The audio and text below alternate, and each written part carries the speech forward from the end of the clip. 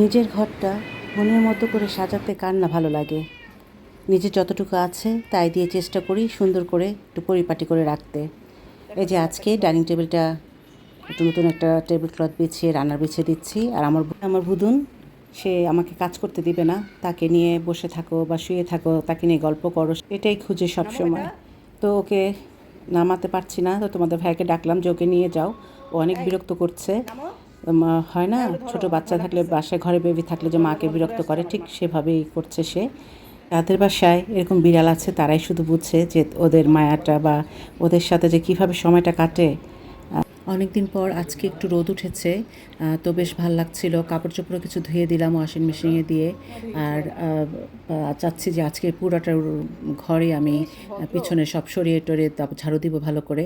তো আমি কাজগুলো করতে করতে দেখলাম যে আমার হেল্পিং হ্যান্ড চলে এসছে। প্রায় 2 দিন পর ও আসলো। তো ও আসলো পরে ওকে বললাম, তা আসলে যখন এসছো ফ্যানগুলো মুছে দাও। দেন ওকে নিয়ে আবার এদিক সেদিক করলাম জিনিসগুলো করে, তারপরে আবার নতুন করে সাজালাম। আসলে কিছুদিন পর পর যদি এই জিনিসগুলো একটু এদিক সেদিক না করি না, আমার পেটের ভাত মানে হজম হয় না। কিছুদিন পর পর জিনিসপত্রগুলো যদি একটু এদিক সেদিক করে রাখা হয় না, একটা নতুন একটা লুক আসে, তো ভালো লাগে আমার কাছে।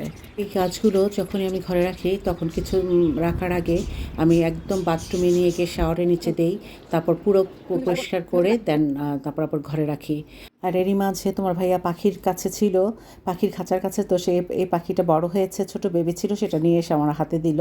আর এদিকে ফাতেমাকে দিয়ে আমি ফার্নিচারগুলো সরিয়ে ভালো মতো ঝাড়ু দিয়ে ওখানে মুছে নিচ্ছে। আর আমার এন্ট্রিও এটা নতুন করে একটু লুক দিলাম, এখানে 2টা গাছ দিয়ে দিলাম, রিয়েল গাছ।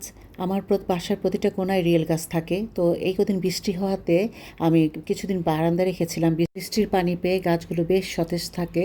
তো এই তো এখন এইভাবে লুক দিলাম এই জায়গাটাতে। আর এদিকে হচ্ছে আজকে রান্না করতে করতে একটু দেরি হয়ে গেছে, সবজি বসিয়ে দিলাম, মিক্সড সবজি আর হচ্ছে গরুর মাংস। তো দুপুরের জন্য ঢেঁড়স ভাজি করেছি আর ডাল করেছি। আমরা রাতের বেলা পরোটা খাবো, যার জন্য মিক্সড সবজিটা করলাম আর গরুর মাংস বসিয়ে দিলাম। অনেক দিন পর বেশ সুন্দর রোদ উঠেছে, রোদেলা দুপুর। একটা আপু আমাকে জিজ্ঞেস করেছিল যে আমার রুমে রোদ আসে কিনা। এটা আমার মেয়ের রুম, দেখতেই পাচ্ছ, বারান্দার থেকে পুরো রোদটা একদম ঘরে ঢুকে যাচ্ছে, বেডেও রোদ আসে। এই তো আজকে এ পর্যন্তই, আবার দেখা হবে নতুন কোনো ভিডিও নিয়ে। ঠিক আছে, সবাই ভালো থেকো, সুস্থ থেকো, আমার জন্য দোয়া করো, তোমাদের জন্য দোয়া ভালোবাসা রইল। আসলে দোয়া সবার কাছে দোয়া চাইতে হয়। আমরা কিন্তু একে অপরের জন্য দোয়াটাই করতে পারি, দূর থেকে আর কিছু করতে পারি আর না পারি, তাই না?